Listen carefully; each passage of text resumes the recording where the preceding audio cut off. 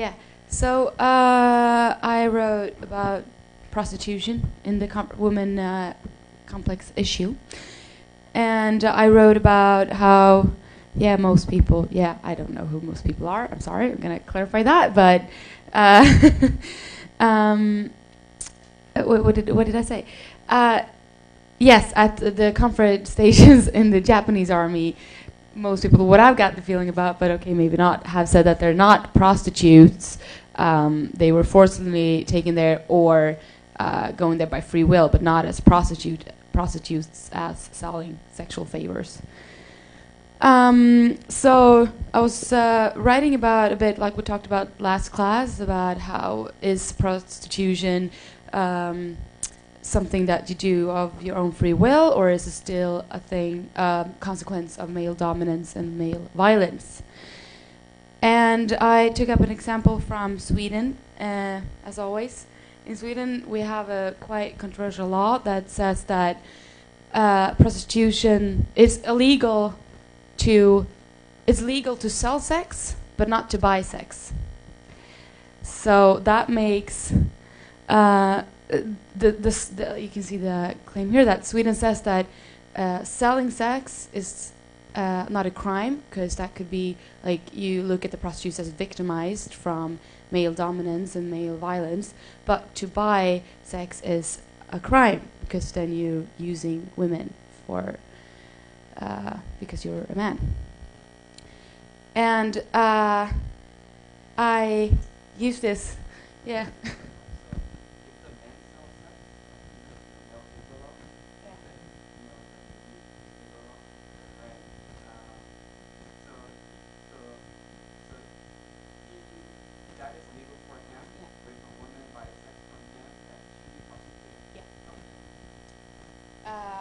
But that's true. They're saying they're just using women and children in this law declaration. They haven't included the men, which I guess is not a very good thing. But at the same time, there's not that many prostitution men as women.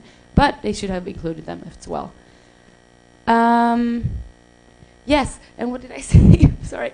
I said that I think this is a way of looking at this issue as I think is pretty good, because then it really doesn't matter if you're a prostitute or not. You're still a victim of the same male dominance and male violence world. So I think you can use this kind of perspective when you talk about the comfort women in the U.S. Army as well, and that the women who were in the U.S. Army could be seen as much as victim as the women who were in the Japanese army, basically.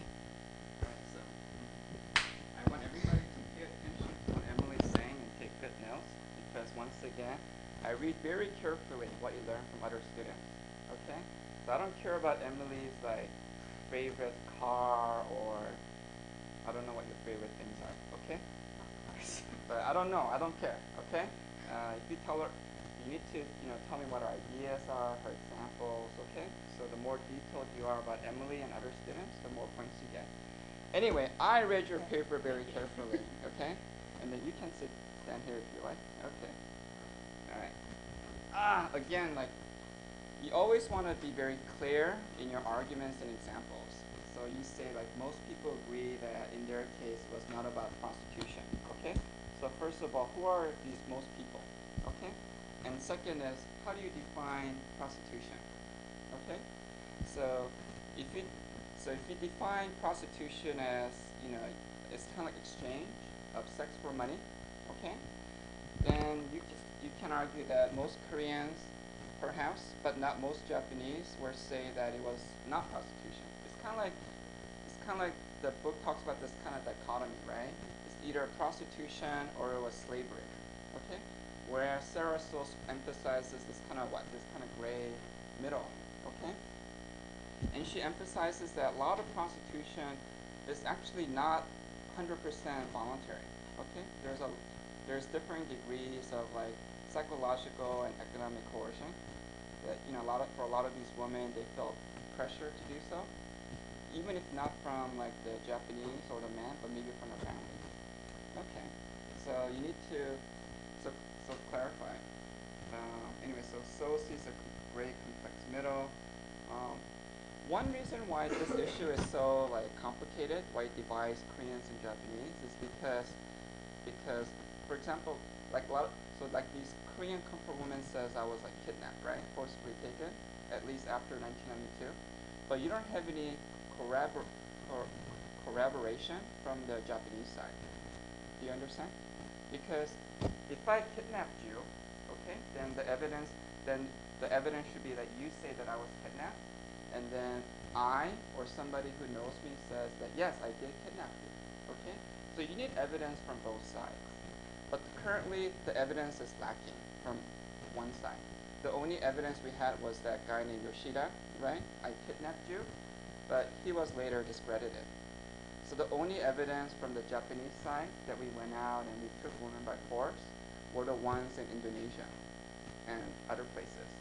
And people and Japanese officers in those places, they already confessed, right? We talked about it, right? Like they went to trial. One of them was executed. Okay, but we don't have the evidence that this happened in the Korean case. That's why it's almost like he said versus she said, and so we're at an impasse. Okay. Anyway, so that's that. And my second comment was this Sweden example, right? I thought that was very interesting.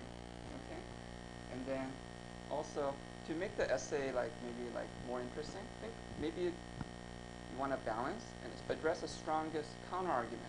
Okay, did everybody understand the Swedish proposal? Okay, all right. What does the Swedish proposal say? What's your name? Nakir. Okay, Nakir. The Swedish proposal says what? You don't know? Okay. Do you know or not know? Okay, let me ask somebody else. What's your name? Did you understand? Or did you come too late? Okay. Okay. What's your name? What? Yuna. I'm asking all the people in the back first. Okay. Yuna, what was her proposal? I mean, Sweden's proposal. Oh, the Sweden's law. Sweden has a law about prostitution, right? And it says that there is a seller and then the buyer, but only one party will go to jail. Who? The buyer, right? The seller is not illegal. Okay, you can sell sex, you're not going to go to jail. But if you buy, you go to jail. You see? Now, does it sound like a good idea? What is the strongest? Well, think about the pros and cons, right? What is a pro? What is a con? So this might be a good thing because why?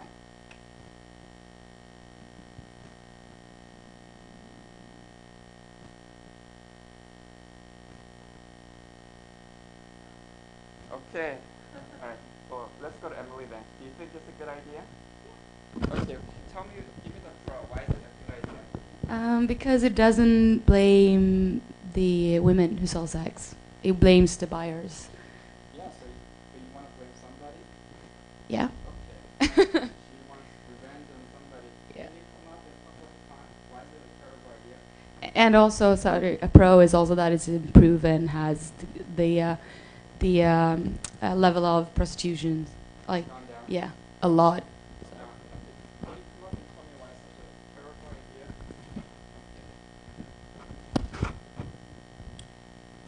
Okay. So why is it so bad to, persecute the buyer but not the seller of sex? Because there's also like the supply, like it could also be provided for people illegally. Okay. So they don't persecute those people who are illegally getting these women and selling them. Or like the traffickers? Right. Okay. Because So I think Emily's saying maybe the traffickers would be persecuted there. So basically, the only people who are not persecuted are the women who are actually selling the sex directly. So the women themselves. Right. So they're the only ones that do not go to jail. So that's a good idea? You're not sure? So everybody else goes to jail except the woman. Well, if the idea of prostitution itself is bad, and thus the buyers are going to jail, then why are the people who are providing these services not going to jail? If the idea of it itself is terrible and it's So bad. it's like, so it seems like it's gender inequality, or buyer consumer inequality. Right. Okay. I don't think it's a Okay. gender inequality. Okay, so it's yeah. more of a In an buyer economic, consumer. right. Okay. Does anyone have something to add? You want to say something? Okay. All right. Oh, we have some hands. Thank you. Can you go ahead and give the mic to you two? Okay. Who raised their hand? Okay. Everyone has a chance. What's your name? 현주. Okay. I have something to ask. In Korea's case, there are some 16 or 17 years old girls sell their sex to the elders, and the only men's go to jail and be, yeah.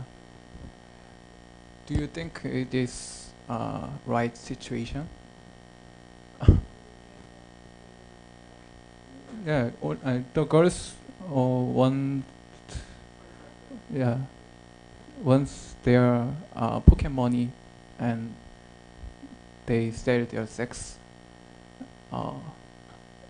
I think uh, if we prosecute only men's, this situation goes will continue and goes in legally. Yeah. Lee?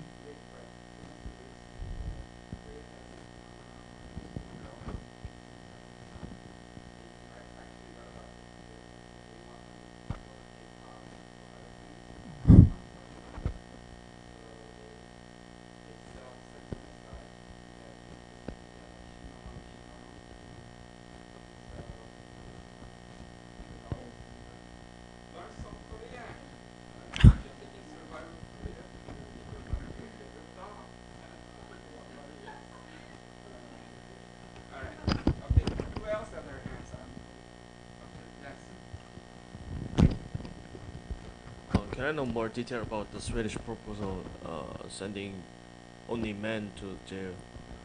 Because I don't think it has any points of, like you said, the buyer consumer condition.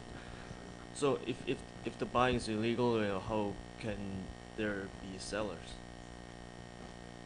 So if the Swedish carries on the law like that, there should be kind of stories or another point that we are missing. Right.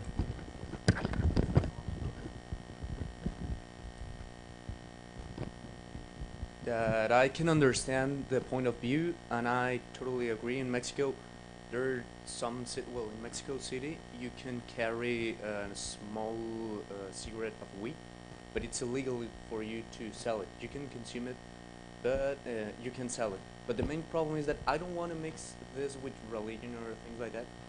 But when God created the human being, He told the male, okay, don't eat this apple. The apple is there, but don't eat it. It's just like we can see that it's something bad, but the government allows it to be there. So, yeah. So by my part, I don't like the idea for something to be illegal. You can buy it or sell it or something, but in the other part, no, you can't. It's forbidden. So I want this to be equal. For me.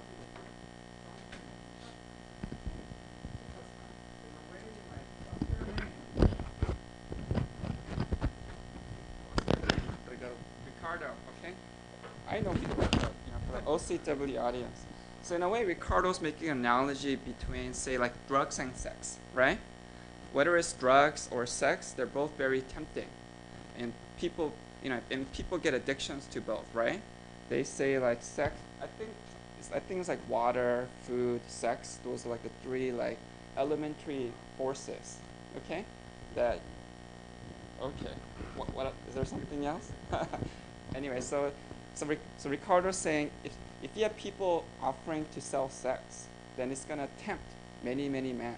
Okay, and so it doesn't make sense to just make it seems unfair and also impractical to just persecute the buyers but not the sellers. Okay, it's not impractical. First of all, yes, that is the counter argument, and like you all said, like prostitution will still be there. That's the oldest fashion there is. It's just that this article shows that that's not true, and that's from the University of London, because it has decreased, right? Going down, decreased. It has decreased, very much decreased in Sweden, prostitution, like a lot, even the illegal part of it. I think it was, I don't really remember. I think it was 15,000 women who were trafficked, like forced into prostitution in Finland, 15,000 something like that, and it was 200 in Sweden. That's a big difference. So I mean, it does work, and well, I'm not buying this whole buying consuming because this is human bodies, and it's only basically most women, and that for me that's a view of women, the women's body as something you can buy and sell. And yeah, perfect world, we can have male prostitutes as well, that we have, but not as many. So I guess it's how you just view the human, like for me it's definitely gender. So This is actually a very big debate these days, especially in the Western world, because in many like Western colleges, American colleges, they're changing the standards for rape. Okay, and so did you hear about this? Okay, so in the old days, in the traditional Western standard, when you there is an accuser. I accuse you, and you're the accused, right?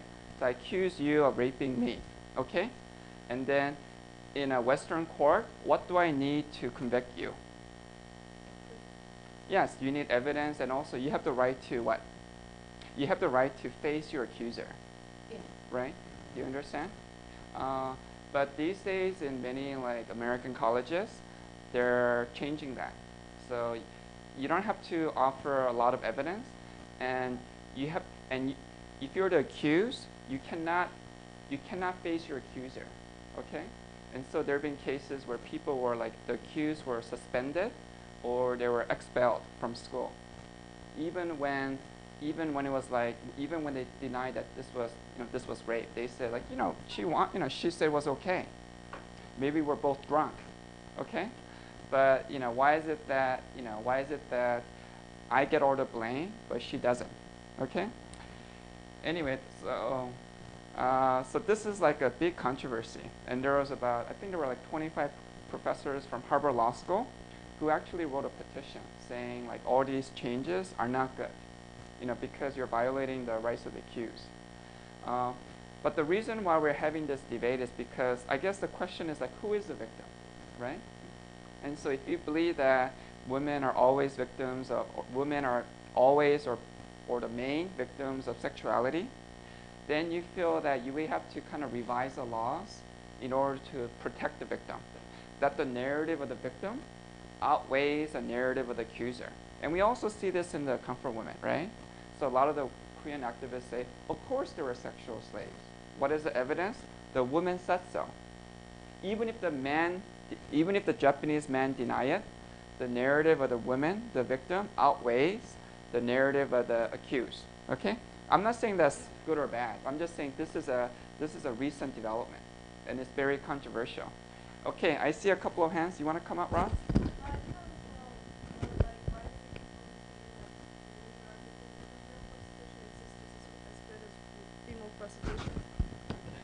guess Emily's point is that it's not as many as there's always been male prostitutes, but not as many as a woman. And so the rationale of the Swedish law is that women are victims. But then, if prostitution is illegal, then offering sex is just as illegal as buying the sex. So you cannot just put the blame on the person who's buying it, because you're doing an illegal act as well. I know that's why it's very controversial. Because why is it that again it's like this consumer buyer like inequality, and who's a victim? Because in a way like some of the people are saying maybe it's the buyer who's a victim. Okay, because it's like the opposite case with drugs, right? In drugs, if you sell drugs, you're persecuted, but if you buy drugs in many places, you're not persecuted, because people feel like the buyer is a victim because they cannot help it. It's the seller who profits. Okay. Okay. I don't really get this. Maybe where I understand it from. I think the sense of it is because yes, you feel like the women are the victims, but you're not forcing them. That's why you don't have. That's why you don't have the. It's not. That it's not illegal to sell sex. Because if you said that it's illegal to sell sex, you would like take away their right to do that. Because see what I mean? Otherwise, you would just say that everything is just. So in a way, you're not making them. You're making them victims that they can choose to get out of this. Because maybe they don't have as much buyers, and they also get money for getting out. So you see what I mean there? Sure, but I guess the counter argument that I'm hearing from some of the class members is that maybe in this case the buyers are the victims. Because if the sellers can really advertise and sell stuff anytime they want, then maybe it's the buyers who are vulnerable. Yeah, but that So you that can is also a see the counter. proof because, like I said, you thought that, but the buyers are going down. So it's not like there's buyers, like they're selling sex all over Stockholm and no one can buy it. It's going down Yeah. because a lot of So. them are being persecuted. But then so it's a so we see No. the solution, right? The number of these sexual prostitution is going down, but it's going down through the mechanism of persecuting men. And so some of these people are saying that mechanism is unfair. Okay, because all the cost is being carried by the men, and so they're saying maybe that's not fair. Maybe the result is good, prostitution is going down, but the cost is unfair. Okay, so that is a counterargument. Can you come up? Okay. Again, like we're not here to say who's right or wrong, but I just want to understand each other. Yes. Okay. Well, I was all the time like, yes, I have something to say, but in the end, I just want to ask a question, actually. Because where you make the, example about the drugs, and it doesn't really matter about the seller or the buyer, and that only one of them is the victim. And I'm wondering, why is it about the victim? Because the only thing, to be honest, like, all this discussion long is I can think about that it's not really about that. It's like now it's like, for example, in also in the Netherlands coming up, but as far as I know, it's more an American thing that they're changing what you're saying. They want to change the procedure, but it's not only about like whether most cases the man did something wrong, so to say, or raped somebody. And they ask like, yeah, but what were you wearing? And it does matter like why, but I'm thinking like it's just a woman. Like it doesn't matter if I'm running naked in the street or whatever, or it's a man. There's never a reason to touch somebody because it's my body. It's nobody's body like that. It's not yours, so you don't touch it. It's like, it's not an apple. It's not like, or whatever it is. It's like a person's body, so it can never be yours. So it doesn't matter who's the victim or not, or so I'm really a little bit upset about the discussion. Well, I guess let me give you a concrete example. Okay, this is what happens a lot in Korea. I don't know about Korea. Okay, so but in American universities we have a lot of drinking parties. Okay, and so like imagine like 10 sojus, right? Okay, guys, boys and girls. Okay, so they're both kind of like, your judgment is a little impaired, and then so there's a boy and a girl, they're both semi-drunk, and they have sexual relations, okay?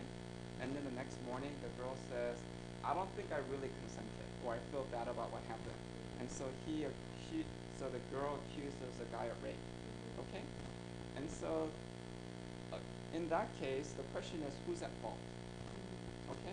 Because the reason why sometimes they talk about the clothes or other things is because the guys will say like, well, she was wearing like very provocative clothing, and also she was acting very provocative to me.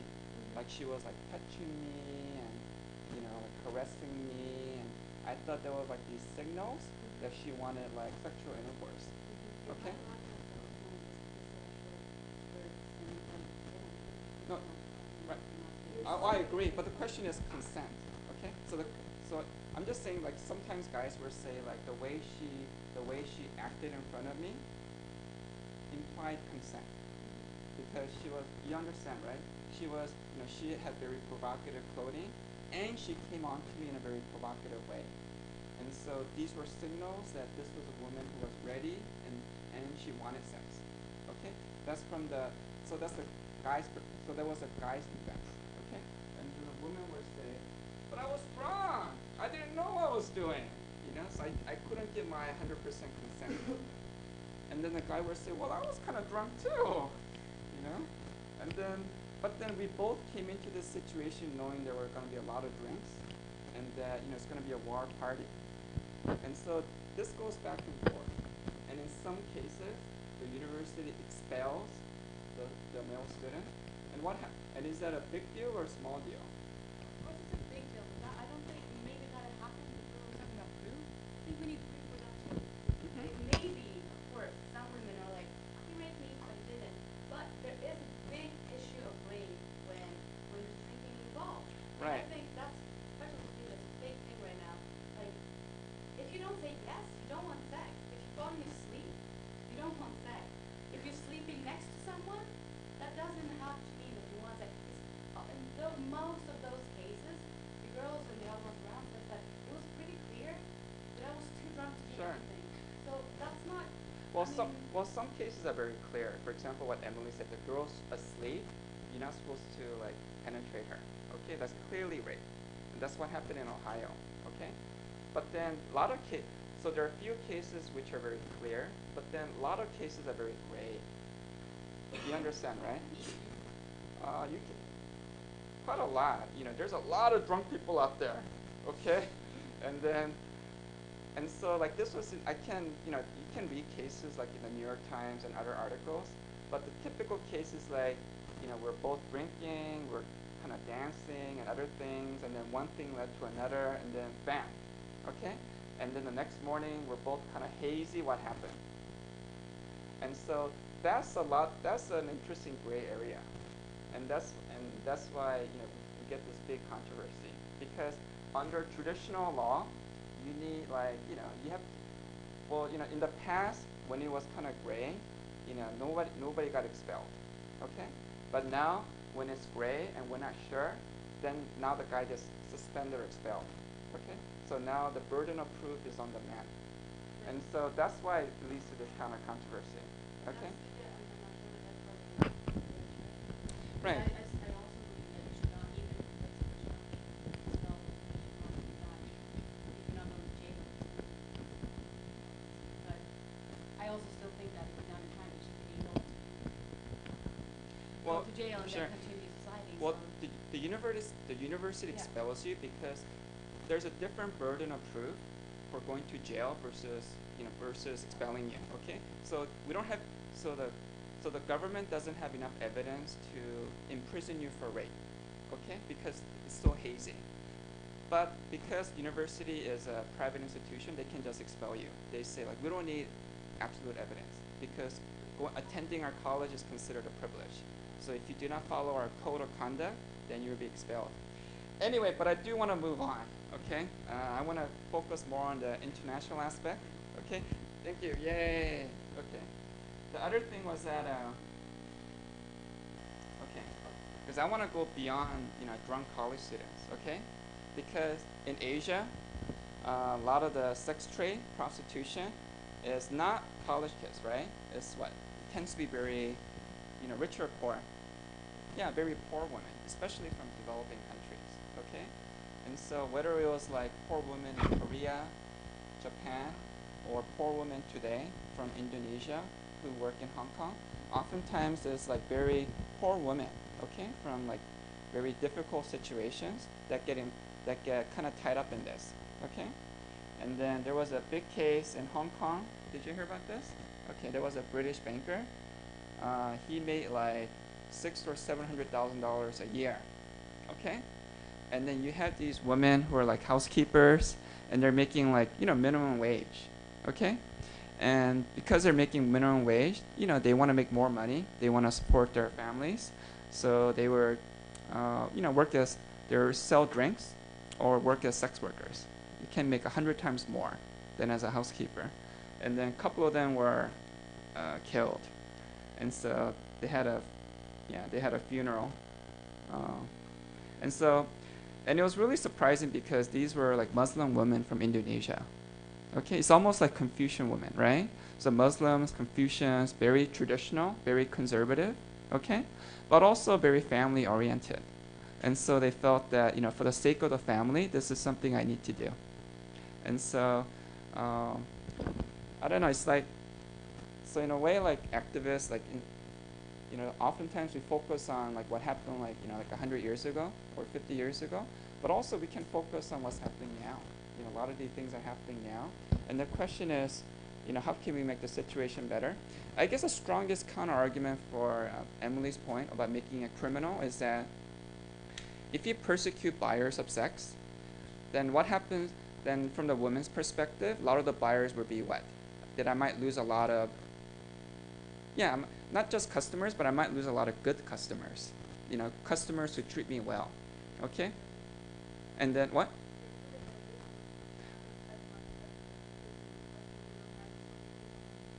Well, that's one thing. And the second thing is that who read chapters 5 and 6? Okay? So when you read chapter 5, you talked about how, some of the buyers were really bad. They treated the women badly. But some of the buyers were really nice. Right? And they treated the women with a lot of respect and kind of warmth, right? So there was a lot of, empathy. And so I guess the concern is that if you make it like illegal, then you're going to lose a lot of law-abiding citizens as customers. And so you're only gonna get the customers who are willing to break the law. And so in a way, not only are you cutting their income, but you might be putting the women's lives in danger. If you had a similar law in Hong Kong, I'm not sure what would happen in Sweden, but I think if you had a similar law in Hong Kong, then you're gonna lose a lot of good buyers, and you're gonna end up with a lot of these bad ones, like this guy. Okay, so I would imagine that if the women had more choice, if they had more choice on who to sell sex to, then I think they would have been a lot safer, and they could have avoided cycles like this guy. So that might be one counter argument to consider. Okay, so that's that. Let's go to the second paper. Mr. Okay, Hyungjun, come on up. Mr. Lee, right? Okay. Did you read chapter 5 or chapter 6? Not all. Some of it. Good for you. Better some than nothing. Okay. All right. So tell us what your paper is about. My paper's about the 기지촌 comfort woman in Korea. Right. Everybody say international. Everybody say 기지촌. Okay. 촌 means village. Okay. 기지. What does 기지 mean? Camp. Yeah, camp. Okay. So it's like a camp village. Okay. So these are the surrounding the army camps. Okay. Go on. In June. In where? You You were? Oh, June. June. June, right. In June, Korean some women who was lived in Gijichon sued Korean government to say sorry to them and pay money for them because they are because they say their human rights were violated by the government. Yeah, this is the situation, and Korean government keeps silence to this problem, and but I think these problems should be solved. Uh, yeah, this is my. That's fine. So maybe a little background is that if you read chapter 6, the government in Korea played a big role, right, in terms of like recruiting the women, regulating the sex trade, both for national security and economics, right? They wanted, because this was a big business. And I think I remember reading like in the 1950s, something like half the Korean GDP came from the sex trade. Okay, so so they made a lot of money from this, and then so the government heavily regulated the women, and if they were sick, they put them in jail. Okay, so a lot of heavy-handed regulation. I guess my critique to you is that, again, whenever you have a big concept, whether it's prostitution, Emily, or human rights, Mr. Lee, you need to define your key concepts. Okay, what do you mean, like, oh, these women's human rights violated? Okay, so which human right was violated? And by human right, do you mean like a specific law, or just a general idea of human dignity? Okay. Yeah, human dignity as well as the free to their body, and as you said, if she if they are sick, they go to jail and forcibly cured. Right, they were For they have to forcibly take medicine. Okay. But I guess the question is like, were any laws violated? Okay.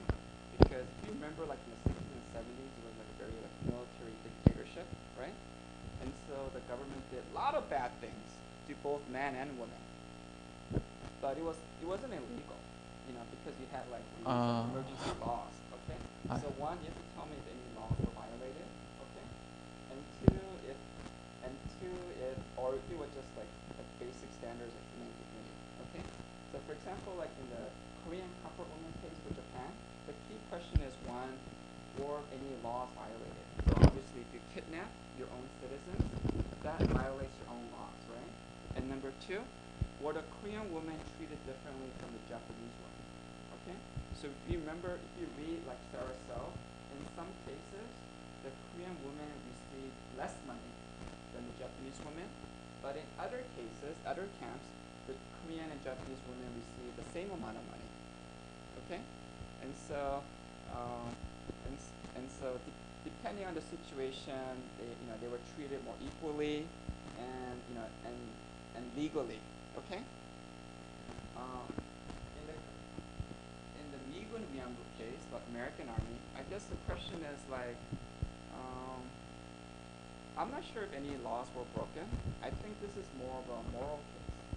Okay, that maybe like in the old days, Korea was a very patriarchal society, right? And so poor women were used as prostitutes by strong men. Okay, this was commonly accepted, right? And then probably like I was in the notes that I told you, a lot of Korean soldiers used comfort women.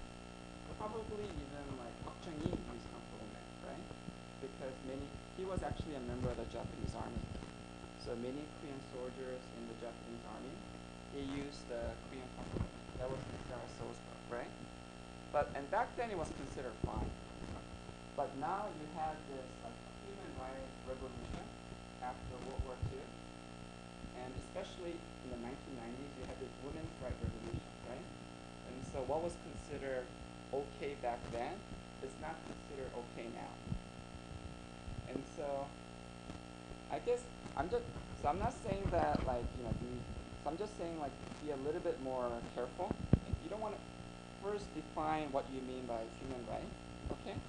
And then tell me what rights actually happened, okay? So it might be the case that no laws were broken in the 1970s, okay? But still, people did things that are considered very bad today by today's standards. And because our standards have changed, that that it's important for today's government to apologize for what the past government did. You know, for the current for the current, President Park to apologize for what the past President Park did. You understand? Right. So again, just you understand what I'm saying, right?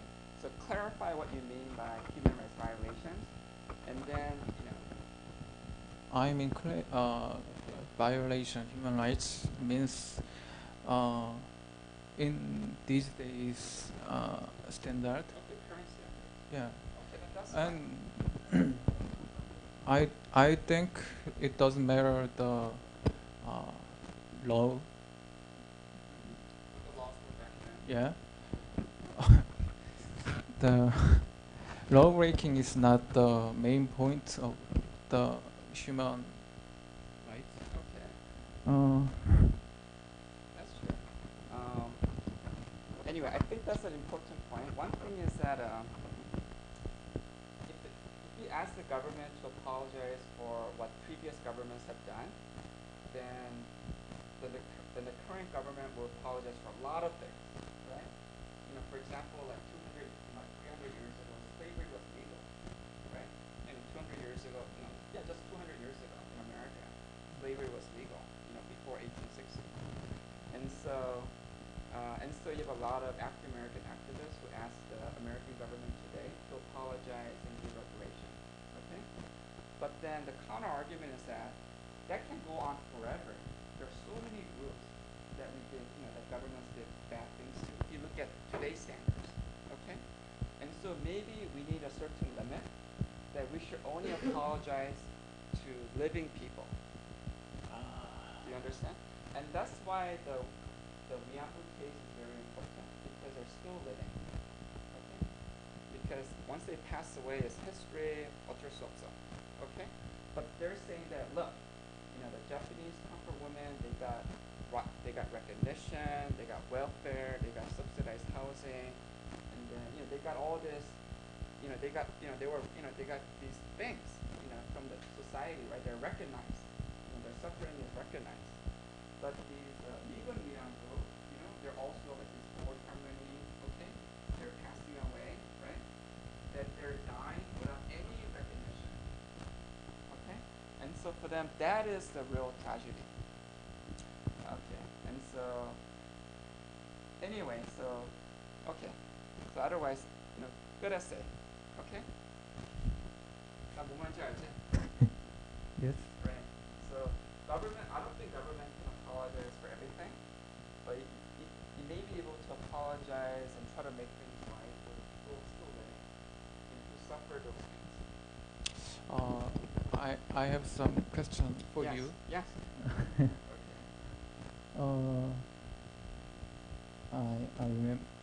I know in Nazi period. Nazi period. Yeah. Okay. Germans killed many Jews. Yeah. Yeah, I heard even now the Angela Merkel, the prime minister, prime minister still say sorry to the what German did. Germans did. Yeah, in before 1945. Right. Yeah. In the war. Do you think why? Why they're still apologizing? Yeah. Well, Germany is a very exceptional case. But, anyway, I think Germany is a very exceptional case where people are educated since childhood to apologize. Okay? But if you read like the Comfort Women and other books, Germany is considered kind of an exceptional case. Because, for example, like, is anyone from Singapore? Okay, right. So Singapore was formed because there was kind of a race riot, right? There was kind of a race riot between the Malays and Chinese, and many people suffered. Does anybody apologize for that? No, nobody's apologized. Same thing with India, Pakistan. When India-Pakistan partition again, so it's like Singapore but in a bigger scale. I think maybe like 20 or 30 million people died. nobody apologizes for that. And so sometimes I think so I think what Germany did was very like exceptional, but usually in most cases it's very difficult politically to apologize. 그거 사과하는 거 힘들다고 보통 나라들은. So just imagine like because right now, you know, China did like bad things to Tibet 50 years ago, and you know when they're still doing bad things to Tibet, right? But is China gonna apologize to Tibet? No, very unlikely. Why? Because what they did was a bad thing, right? They invaded the country, they kicked out the religious leader. But how come it's very hard for China to apologize? 왜 힘들어? Because the political reasons. Right. It's like it makes your country very weak. Leaders think that if we apologize, it's gonna make us weak. Okay? And it's gonna undermine our political strength. So most countries, you know, it's very difficult to apologize. Okay? So smart human rights activists, we don't tell Chinese government to apologize to Tibet. We don't do that. We focus on, you know, we push the Chinese government to respect the rights of the Tibetans, make their lives better. Do you see? Because that's easier to do. Okay? Same thing with North Korea. We were never like that guest speaker, okay, gay or puss. They would never tell, you know, Kim Jong-un to apologize for what his grandfather did and what his father did, because you know they did a lot of bad things, right? But you know that's not gonna happen. Okay, he's not gonna apologize. So 그 대신 instead, you know what they're doing is they're pushing the government to at least, you know, make better life, you know, for the people who live in North Korea. Okay, and so sometimes apology is kind of distracting. You can actually push for more practical things to make, you know, people's lives better. Okay, and I think that's what the Japanese government tried to do with the Asian Women's Fund. That, you know, that instead of giving like an official reparation, let's raise money from the Japanese people to, you know, so as a symbol of our deep apology and appreciation, you know, for the Korean comfort women. Okay, and so I'm just saying that you can find some kind of compromise, you know, to make the situation better. Okay, anything else? Anyway, no. Okay, but it was a good discussion. Okay, all right, thank you. Yay. All right. Okay, all right. Okay, that was good. Nobody else, right? Okay, I want to see more essays. Okay, like I said, like I can give unlimited A's or A+, but that means you need to read, write me good summaries, write more interesting essays. Okay, doesn't have to be a great essay, but just okay. Yes. Right, at least 2. You can do more. Okay, so I want you to be hungry. I say I want an A+ professor. I'm gonna, you know, do this and that for you. Okay, all right. This is week 13. So we're gonna form new teams this week. Okay, so maybe today we can just meet for like, you know, 10-15 minutes. So I first want you to go to your old team, and then I want at least one of the members to switch. Okay, does that sound good? Okay, so first go to your old team. Okay.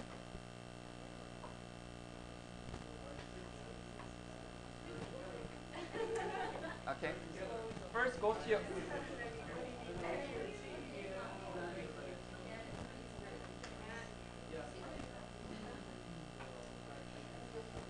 Ricardo, just go to the old team for now. It's easier, okay? Because, you know, it's like baseball teams. We need to like trade and.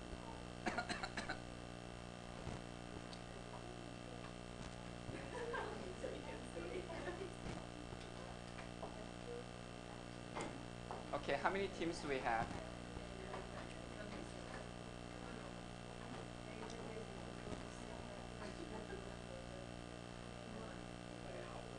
Okay, your team, who's your leader? Or let's just say team number 1, raise your hand. Yay, 1, 2, 3. Okay, Emily's team, team number 2, raise your hand. All right, 1, 2, 3. Okay, Yuna's team, raise your hand. 1, 2, 3. Okay, team number 3. Okay, team number 4, Ross team, raise your hand. Who's in Ross team? Okay, number 4, 1, 2, okay. And who's team number 5? Your team number 5? Just the 2 of you? Okay. Okay, you'll be a big team number 4. Okay? Alright. So we have 4 teams. I need one member of each team to switch. Okay? We can, I don't know, we can go like this. Or everybody already switched?